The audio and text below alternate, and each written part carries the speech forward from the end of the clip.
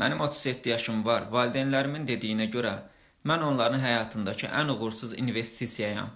Çünki bizdə uşaq böyütmək sevgi məsələsi deyil. Bu bir gələcəyə sığorta biznesidir. Bizim cəmiyyətdə uşaq doğulanda ona xoş gəldin demirlər. Ona canlı pensiya kartı kimi baxırlar.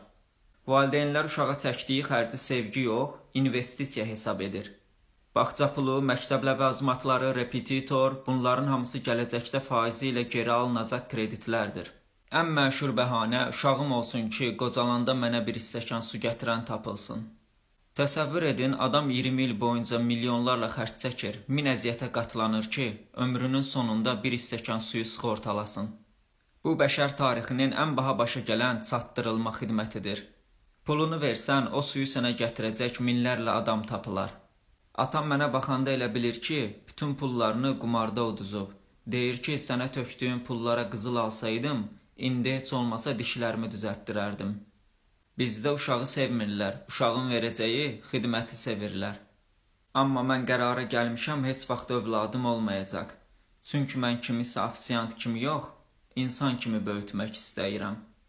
Amma mən hələ də suyu süzəndə stəkandan kənara tökürəm. Yəni atamın investisiyası hər mənada batıb. İndi nə dişləri var, nə də quru suyu.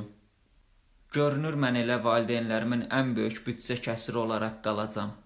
Övlad gələcəyə yatırım deyil, bugünün məsuliyyətidir. Qalanı ticarətdir.